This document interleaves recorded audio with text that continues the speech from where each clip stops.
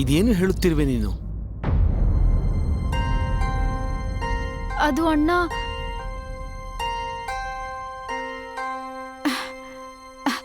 ಅಣ್ಣ. ಏನಾಯ್ತು?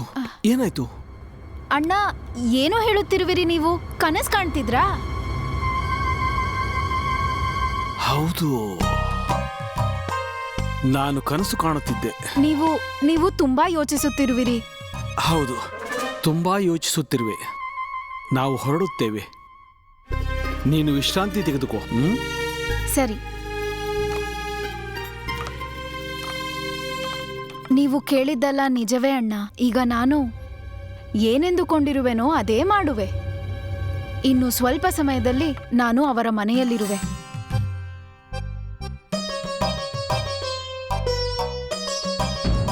ಇದನ್ನೇ ಪ್ರೀತಿ ಅನ್ನೋದು ನನ್ನ ಪ್ರಿಯತಮ. ನಿನ್ನನ್ನು ನೋಡುತ್ತಿದ್ದ ಹಾಗೆಯೇ ನನಗೆ ಪ್ರೀತಿಯ ಪರಿಭಾಷೆ ತಿಳಿಯಿತು. ಪರಿಭಾಷೆಯಲ್ಲ, ನಿರಾಶೆ. ನೀನು ನನಗೆ ದೇವರ ಸಮಾನ. ದೇವರಲ್ಲ, ದಾನವ. ಹಾಗೂ ನಿನ್ನ ಮುಗ್ಧತನ ನನಗೆ ತುಂಬಾ ಇಷ್ಟವಾಯಿತು. ಗುರುಗಳೇ, ನಿಮ್ ತಂಗಿ ಹೇಳ್ತಿದ್ದಾರೆ ಅವನ್ ಮುಗ್ಧ ಅಂತ. ಅವನು ಹೇಗೆ ಮುಗ್ಧನಾಗುತ್ತಾನೆ? ಗುರುಗಳೇ, ಮುಗ್ಧ ಅವನಲ್ಲ, ನೀವು. ನಿಮ್ ಕಣ್ಮುಂದೆನೆ ಏನೇನೆಲ್ಲ ಆಗ್ತಾ ಇದೆ, ಆದ್ರೆ ನೀವೇನು ಮಾಡ್ತಾನೆ ಇಲ್ಲ. ಪಂಡಿತ ರಾಮಕೃಷ್ಣ ಹಾಗೂ ನಿಮ್ಮ ತಂಗಿಯ ನಡುವೆ ಪ್ರೀತಿ ಹುಟ್ಟಿದೆ. ಪ್ರೀತಿ. ಹೋಗ್ಬಿಡಿ ಗುರುಗಳೇ, ಹೋಗ್ಬೇಡಿ. ಇದೇ ಒಳ್ಳೆಯ ಸಮಯ ಗುರುಗಳೇ. ಈಗ್ಲೇ ನಾವ್ ಅವನ್ನ ಹಿಡಿಯೋಕ್ ಸಾಧ್ಯ. ಕಿಟಕಿ ಹತ್ರ ಪಂಡಿತ ರಾಮಕೃಷ್ಣನೇ ಇರ್ತಾರೆ. ನಾವ್ ಹೋಗಿ ಅವ್ರನ್ನ ಹಿಡಿಬೇಕು. ತನು, ಮನ, ಧನ ಎಲ್ಲವನ್ನೂ ನಿನಗಾಗಿ ಸಮರ್ಪಿಸಲು ಸಿದ್ಧಳಿದ್ದೇನೆ. ನಾನು ಅವಳ ಪ್ರಾಣವನ್ನು ತೆಗೆಯಲು ಕಾಯುತ್ತಿರುವೆನು. ಅವಳಲ್ಲ ಗುರುಗಳೇ, ಅವನು. ಅಯ್ಯೋ, ಈಗ ವ್ಯಾಕರಣ ಸರಿ ಮಾಡುವ ಸಮಯವಲ್ಲ. ನಿನ್ನ ಪ್ರೀತಿಗಾಗಿ ಸಾಯಲು ಸಿದ್ಧ. ಇಲ್ಲ, ನಾನು ಹೀಗೆ ಆಗಲು ಬಿಡುವುದಿಲ್ಲ.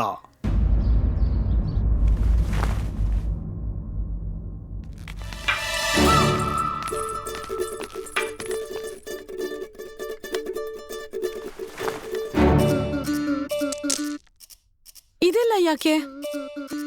ಅನ್ನಪ್ರಾಶನದ ನಂತರ ಭಾಸ್ಕರನ ಭವಿಷ್ಯದ ಬಗ್ಗೆಯೂ ತಿಳಿದುಕೊಳ್ಳಬೇಕಲ್ಲವೇ? ಅದಕ್ಕಾಗಿಯೇ ಇವೆಲ್ಲ. ಅದೆಲ್ಲ ಸರಿ, ಆದ್ರೆ ಈ ವಸ್ತುಗಳೆಲ್ಲ ಯಾಕೆ? ಶಾರದಾ, ಭಾಸ್ಕರ ಈ ವಸ್ತುಗಳಲ್ಲಿ ಒಂದನ್ನು ಆಯ್ಕೆ ಮಾಡುವನು. ಹಾಗೂ ಅವನ ಆಯ್ಕೆಯ ಪ್ರಕಾರ ಅವನಿಗೆ ಯಾವ ವಿಷಯದಲ್ಲಿ ಆಸಕ್ತಿ ಇದೆ ಎಂದು ನಮಗೆ ತಿಳಿಯುವುದು. ಅಂದರೆ ಅವನು ಗೀತೆಯನ್ನು ಆಯ್ಕೆ ಮಾಡಿದರೆ ಅದರ ಅರ್ಥ ನನ್ನ ಹಾಗೆಯೇ ಪಂಡಿತನಾಗುವನೆಂದು. ಲೇಖನಿ ಆಯ್ಕೆ ಮಾಡಿದರೆ ಅದರ ಅರ್ಥ ಅವನು ಕವಿ ಅಥವಾ ಸಾಹಿತಿಯಾಗುವನೆಂದು. ಅವನು ಚಿನ್ನ ಆಯ್ಕೆ ಮಾಡಿದರೆ ಅವನು ಚಿನ್ನದ ವ್ಯಾಪಾರಿ ಆಗುವನೆಂದು. ನನ್ನನ್ನು ಎಬ್ಬಿಸದೆ ನನ್ನ ಭವಿಷ್ಯದ ಬಗ್ಗೆ ಚರ್ಚೆ ಮಾಡುತ್ತಿದ್ದಾರಲ್ಲ, ಇದೇನಿದು? ಎಲ್ಲಿರುವನವನು? ಬಿಡುವುದಿಲ್ಲ ಅವನನ್ನು. ಅಣ್ಣ, ಏನಾಯ್ತು? ಏನಾಯ್ತು ಅನಂತಲಕ್ಷ್ಮಿ? ವಿಘ್ನ ಮಾಡಿದಿರಲ್ಲ ನೀವು. ನಾನು ನನ್ನ ಪ್ರೀತಿಯ ಸಹೋದರಿಯ ಕಾರ್ಯದಲ್ಲಿ ವಿಘ್ನ ಮಾಡಿದ್ದೇನೆ. ಹೌದು, ನಾನು ಪತ್ರ ಬರೆಯುತ್ತಿದ್ದೆ. ಓ ಹೌದಾ? ಪತ್ರ ಬರೆಯುತ್ತಿದ್ದೀಯೇ? ಪತ್ರ ಬರೆಯುತ್ತಿದ್ದಾಳಂತೆ. ಕ್ಷಮಿಸು ಕ್ಷಮಿಸು. ಪತ್ರ ಬರೆಯುವುದು ಒಳ್ಳೆಯದೇ. ಬರೆಯುವುದನ್ನು ಮುಂದುವರಿಸು. ಗುರುಗಳೇ, ಸರಿಯಾಗಿ ನೋಡಿ, ಅದು ಬರೀ ಪತ್ರ ಅಲ್ಲ, ಪ್ರೇಮ ಪತ್ರ ಗುರುಗಳೇ, ಪ್ರೇಮ ಪತ್ರ. ಅವಳು ಯಾರಿಗಾಗಿ ಪ್ರೇಮ ಪತ್ರ ಬರೆಯುತ್ತಿದ್ದಾಳೆಂದು ಕೇಳಿ. ಯಾರಿಗೆ ಪ್ರೇಮ ಪತ್ರವನ್ನು ಬರೆಯುತ್ತಿರುವೆ ತಂಗಿ ಅನಂತಲಕ್ಷ್ಮಿ? ಇದು ಪ್ರೇಮ ಪತ್ರ ಅಲ್ಲ, ನಾನು ಪ್ರೇಮದ ಗ್ರಂಥ ಬರೆಯುತ್ತಿದ್ದೆ.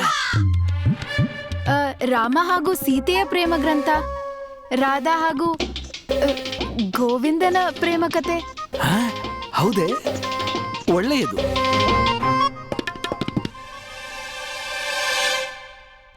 ಗುರುಗಳೇ ಗುರುಗಳೇ ಗುರುಗಳೇ, ಇಲ್ಲೇನೋ ಸರಿಯಾಗಿ ನಡೆಯುತ್ತಿಲ್ಲ. ನಿಮ್ಮ ತಂಗಿ ನಿಮ್ಮನ್ನು ಏನು ಮಾಡುತ್ತಿರುವಳು? ಕಥೆಯಲ್ಲಿ ಪಾತ್ರವನ್ನಾಗಿಯೇ? ಇಲ್ಲ ಗುರುಗಳೇ, ನಿಮ್ಮ ತಂಗಿ ನಿಮ್ಮನ್ನು ಅದು ಮಾಡುತ್ತಿದ್ದಾಳೆ. ಓ, ಕಥೆಯ ಮುಖ್ಯ ಪಾತ್ರ. ಮೂರ್ಖರನ್ನಾಗಿ ಮಾಡ್ತಿದ್ದಾಳೆ ಗುರುಗಳೇ. ಸುಮ್ಮನೆ. ನಾವು ಒಪ್ಪುವುದಿಲ್ಲ. ನನ್ನ ತಂಗಿ ನನ್ನನ್ನು ಮೂರ್ಖನನ್ನಾಗಿಸುವುದಿಲ್ಲ. ನನ್ನ ಪಂಚೇಂದ್ರಿಯಗಳ ಗಮನವೂ ನನ್ನ ತಂಗಿಯ ಮೇಲೆ ಇರುತ್ತದೆ. ಹಾಗೂ ನನ್ನ ಗಮನವನ್ನು ಯಾರೂ ತಪ್ಪಿಸಲು ಸಾಧ್ಯವಿಲ್ಲ. ಗುರುಗಳೇ, ನಾನು ನಿಮಗೆ ಸ್ವಾದಿಷ್ಟವಾದ ಪಾಯಸ ತಂದಿದ್ದೀನಿ. ಪಾಯಸ? ಗುರುಗಳೇ, ಈಗಷ್ಟೇ ನಿಮ್ಮ ಗಮನ ಹರಿಯೋದಿಲ್ಲ ಅಂತ ಹೇಳಿದ್ರೆ ಈಗ ಪಾಯಸದ ಕಡೆ ಹರಿತಲ್ಲ. ತುಂಬಾ ಚೆನ್ನಾಗಿದೆ, ಚೆನ್ನಾಗಿದೆ, ತುಂಬಾ ಚೆನ್ನಾಗಿದೆ. ಈ ಪಾಯಸ ಯಾವುದಕ್ಕಾಗಿ ಮತ್ತು ನೀನೇಕೆ ತಂದಿರುವೆ?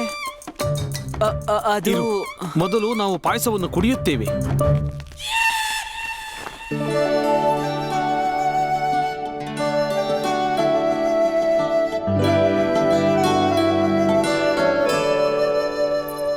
ಈ ಕಟ್ಟಿಗೆ ಹಿಡ್ಕೊಂಡ ಅಂದ್ರೆ ಕಟ್ಟಿಗೆ ವ್ಯಾಪಾರಿ ಆಗ್ತಾನಾ?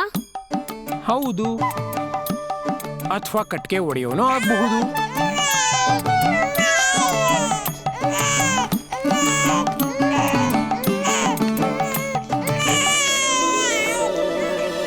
ಸರಿಯಾಗಿ ನೋಡು ನನ್ ಕಂದ, ಇದ್ರಲ್ಲಿ ಇನ್ನೂ ವಸ್ತುಗಳನ್ನ ಇಡ್ತೀವಿ.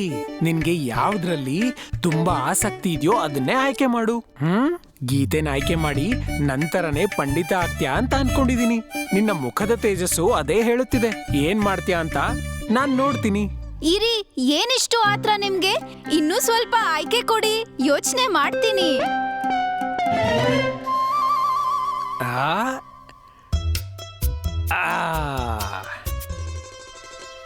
ಯೋಚನೆ ಮಾಡಿ ಆಯ್ಕೆ ಮಾಡು ಕಂದ. ಅಮ್ಮ ನೋಡಿ, ನಮಗಿಷ್ಟ ಆದದನ್ನೇ ಅವನು ಆಯ್ಕೆ ಮಾಡ್ತಾನೆ. ಇನ್ನು ಅನ್ನಪ್ರಾಶನಕ್ಕೆ ಸಮಯ ಇದೆ.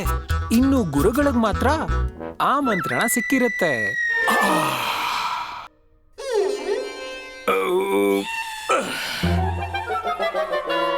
ಸಂತೋಷವಾಯಿತು. ಕೊಡು. ಕ್ಷಮಿಸಿ ಗುರುಗಳೇ, ಇದು ನಿಮಗಾಗಿ ಅಲ್ಲ. ಇದು ನನಗಾಗಿಯೇ? ಇಲ್ಲ ಇಲ್ಲ, ನಿಮ್ಮ ಭಾಗದ ಪಾಯಸವನ್ನು ಗುರುಗಳೇ ಕುಡಿದ್ರು. ಇದು ಅನಂತಲಕ್ಷ್ಮಿಗೆ ಪಂಡಿತ ರಾಮಕೃಷ್ಣರು ಕಳುಹಿಸಿದ್ದು. ಭಾಸ್ಕರ್ನ ಅನ್ನಪ್ರಾಶನದ ಆಮಂತ್ರಣಕ್ಕಾಗಿ. ಪಂಡಿತ ರಾಮಕೃಷ್ಣ ಕಳಿಸಿದ್ದೇನೆ. ಏನು, ಈ ಪಾಯಸ ನನಗಾಗಿಯೇ? ಹೌದು, ವಿಶೇಷವಾಗಿ ನಿನಗಾಗಿ. ಹಾ, ಆದರೆ ನಾನು ಈ ಪಾಯಸ ಹೇಗೆ ತಿನ್ನುವುದು? ನನ್ನ ಕೈಗೆ ಗಾಯ ಆಗಿದೆ ಅಲ್ವಾ? ಕೊಡು, ನಮಗೆ ಕೊಡು. ನೀವು ತಿನ್ನಿಸ್ತೀರಾ?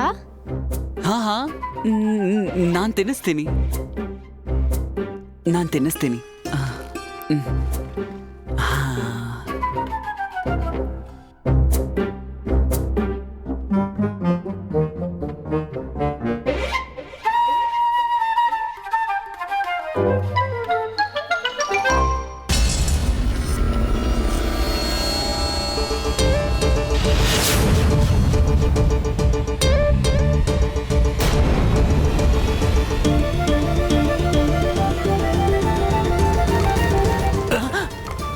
ಇದೇನು ಮಾಡುತ್ತಿದ್ದೀರಿ ಅಣ್ಣ? ಈ ಪಾಯಸವನ್ನು ನೀನು ಕುಡಿಬೇಡ, ನಾವು ಕುಡಿಯುತ್ತೇವೆ. ಯಾಕೆ? ಏಕೆಂದರೆ ಇದು ಇದು ನಮಗೆ ತುಂಬಾ ತುಂಬಾ ಇಷ್ಟವಾಗಿದೆ. ಹಾ,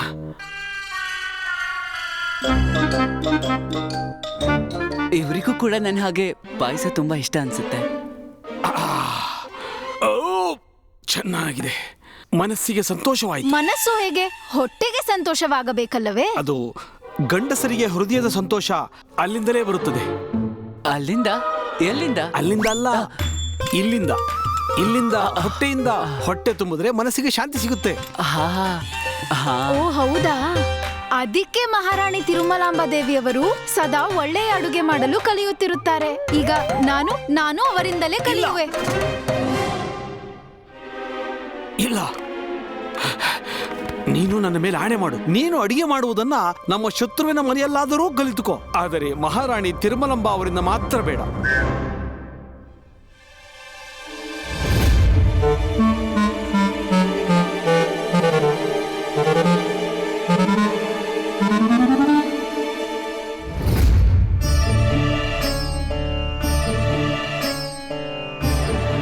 ಸರಿ, ಆಗಲಿ. ನಾನು ಪರಾಕ್ರಮಿ ಗುರುಗಳು, ಪ್ರಖ್ಯಾತ ಪಂಡಿತ, ಶಿವನ ಪರಮ ಭಕ್ತ, ಉತ್ತಮ ಶ್ರೀ ತಾತಾಚಾರ್ಯರ ತಂಗಿ, ಸೌಭಾಗ್ಯವತಿ ಅನಂತಲಕ್ಷ್ಮಿ, ನಿಮ್ಮ ಮೇಲೆ ಆಣೆ ಮಾಡುತ್ತಿದ್ದೇನೆ. ನಾನು ಮಹಾರಾಣಿ ತಿರುಮಲಾಂಬ ದೇವಿಯವರ ಬಳಿ ಅಲ್ಲ, ಆದರೆ ನಿಮ್ಮ ಶತ್ರುವಿನ ಮನೆಯಲ್ಲಿ ಅಡುಗೆ ಮಾಡಲು ಕಲಿಯುವೆ. ಸರಿ.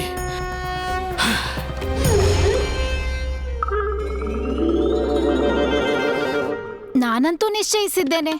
ನಾನೀಗ ತಯಾರಿ ಮಾಡಲು ಹೊರಡುವೆ. ಹೊರಗೆ ನನಗಾಗಿ ನಿರೀಕ್ಷೆ ಮಾಡು.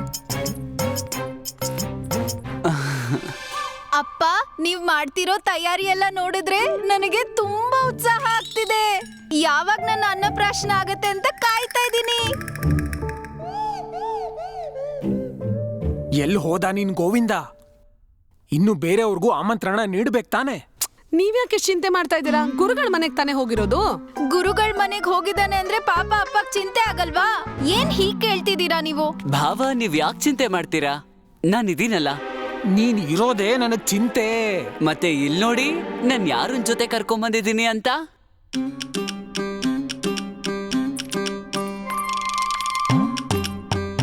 ಆ ಕೋಪಿಷ್ಟ ಕಠೋರ ತಾತಾಚಾರ್ಯನ್ ತಂಗಿ ಇಲ್ಲೇನ್ ಮಾಡ್ತಾ ಇದ್ದಾಳೆ? ಅದು ಗಂಟು ಮೂಟೆ ಕಟ್ಕೊಂಡು. ನಮ್ಮ ಜೀವನ ಹಾಳು ಮಾಡೋದಕ್ ಬಂದಿದ್ದಾಳೆ.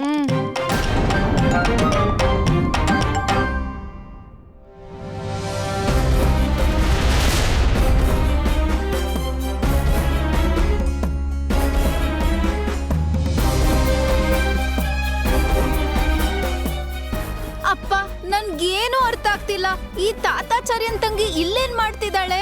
ಅದು ಈ ಗೋವಿಂದನ್ ಜೊತೆಗೆ ಏನೋ ಸಮಸ್ಯೆ ಇದೆ. ನೀವೇಕೆ ಹೆದರಿದಿರಿ? ನಾನು ನಿಮ್ಮ ಕಾಲಿಗೆ ಬೀಳುತ್ತಿದ್ದೆ ಅಷ್ಟೇ. ಗುರುಗಳ ತಂಗಿ ಏನ್ ಬೇಕಾದ್ರೂ ಮಾಡಬಹುದು, ನಂಬದಕ್ಕಾಗಲ್ಲ. ಅದರ ಅವಶ್ಯಕತೆ ಏನಿದೆ? ಕನ್ಯೆಯರು ಕಾಲಿಗೆ ಬೀಳಬಾರದು. ಹಾ, ಸ್ವಲ್ಪ ಆ ಕಡೆ ಹೋಗಿ.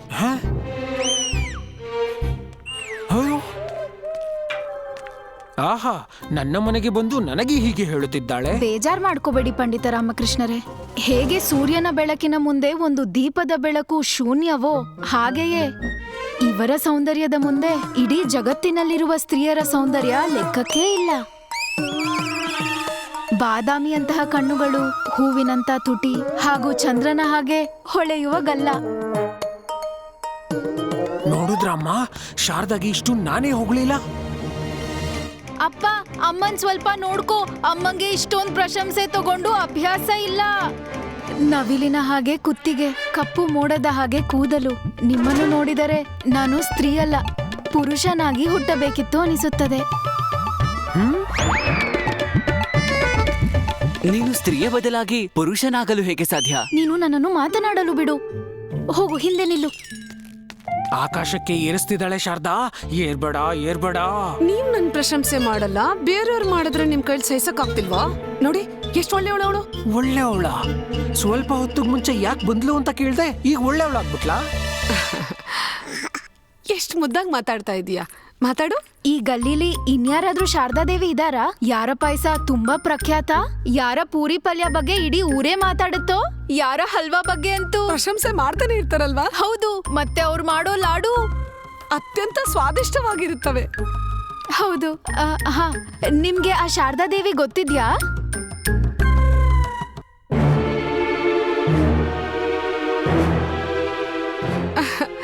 ನಾನೇ ಆ ಶಾರದಾ. ಹೌದಾ?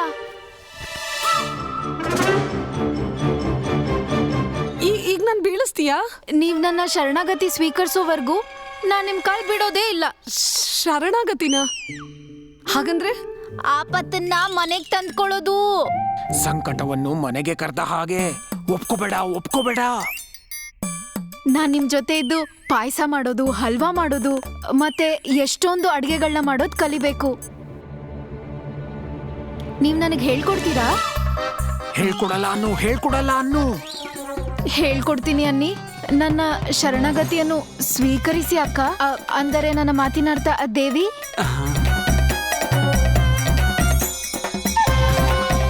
ಹಾ, ನಾನು ನಿನಗೆ ಖಂಡಿತ ಹೇಳಿಕೊಡುವೆನು.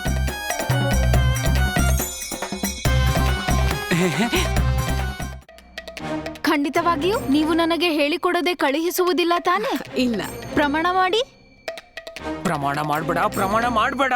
ನಾನು ಪ್ರಮಾಣ ಮಾಡುತ್ತೇನೆ. ಎಲ್ಲಿಯವರೆಗೂ ನನ್ನ ಹಾಗೆ ನೀನು ಅಡುಗೆ ಮಾಡಲು ಕಲಿಯುವುದಿಲ್ಲವೋ ಅಲ್ಲಿಯವರೆಗೂ ನಾನು ನಿನ್ನನ್ನು ಮನೆಯಿಂದ ಖಂಡಿತ ಕಳಿಸುವುದಿಲ್ಲ. ಇದು ನನ್ನ ಭೀಷ್ಮ ಪ್ರತಿಜ್ಞೆ. ಇನ್ನು ನಿನ್ನ ತರಬೇತಿ ಇಂದಿನಿಂದ ಅಲ್ಲ, ಈ ಕ್ಷಣದಿಂದ ಶುರುವಾಗಲಿದೆ.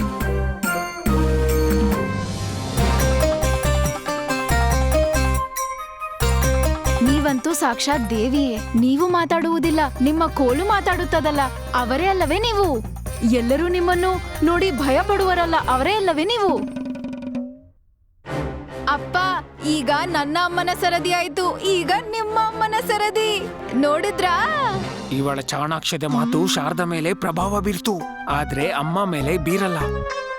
ನಿಮ್ಮ ಏಟಿನಿಂದ ಪಂಡಿತ ರಾಮಕೃಷ್ಣರು ಹೆದರುತ್ತಾರೆ, ಅವರೇ ಅಲ್ಲವೇ ನೀವು? ಅಯ್ಯೋ, ಇವರನ್ನು ಹೊಗಳಲು ನನ್ನನ್ನೇಕೆ ಅವಮಾನಿಸುತ್ತಿರುವೆ? ನೀವು ಹೇಳಿದ ಹಾಗೆ ಮಹಾರಾಜರು ಕೂಡ ಕೇಳುತ್ತಾರೆ, ಅವರೇ ಅಲ್ಲವೇ ನೀವು? ನಿಮ್ಮ ಕೋಲಿನ ಮೇಲೆ ನನ್ನ ಅಣ್ಣನೂ ಭಯ ಪಡುತ್ತಾರೆ, ಅವರೇ ಅಲ್ಲವೇ ನೀವು? ನೀವಂತೂ ಮಹಾತ್ಮರು. ಮುಗೀತಾ? ಈಗ ಹೇಳು, ನಿಂಗೇನ್ ಬೇಕು? ನಾನಂತೂ ಲಾಡು ಕೊಡಲು ಬಂದೆ.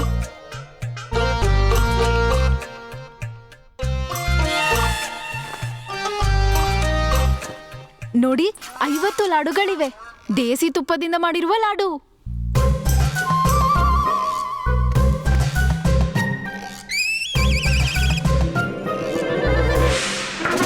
ನಿಂತ್ಕೊಂಡು ಏನ್ ನೋಡ್ತಾ ಇದೀಯಾ? ಅವಳನ್ನ ಒಳಗಡೆ ಕರ್ಕೊಂಡು ಹೋಗು. ಅವಳಿಗೆ ಏನೇ ಹೇಳ್ಕೊಡೋದಿದ್ರು ಬೇಗ ಹೇಳ್ಕೊಡು. ಸರಿ ಅಮ್ಮ, ಬಾ ಬಾ ಬಾ ಬಾ, ಇದನ್ನೆಲ್ಲ ಎತ್ಕೋ, ಹೋಗೋಣ.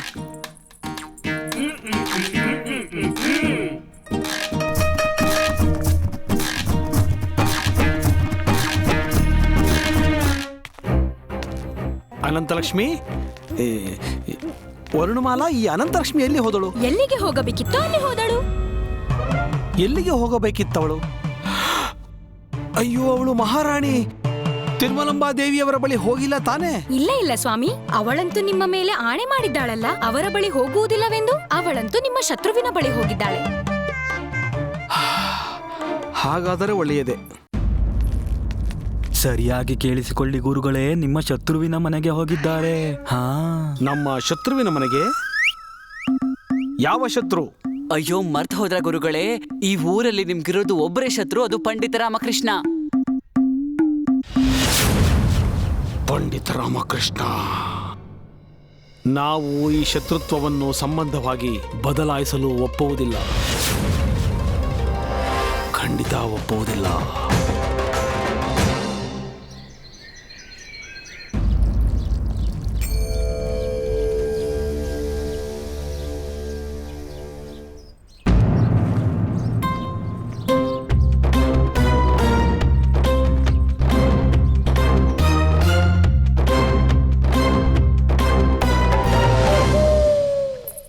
ಅಯ್ಯೋ, ಇಲ್ಲಂತೂ ಬೆಳ್ಬೆಳಗ್ಗೆ ಬೇಳೆ ಬೇಯೋದಕ್ ಶುರುವಾಗಿದೆ.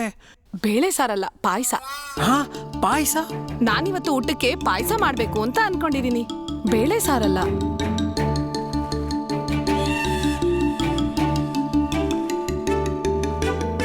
ಓ ಶಾರದಾ ಮಹಾತಾಯಿ, ಪಾಯಸ ನಿನ್ನ ಅಡ್ಗೆ ಮನೇಲಿ ಆಗ್ತಿರ್ಬಹುದು. ಇಲ್ಲಿ ಬೇಳೆ ಬೇಯ್ತಿದೆ, ನೀನೇ ಹಿಂದೆ ತಿರ್ಗಿ ನೋಡು.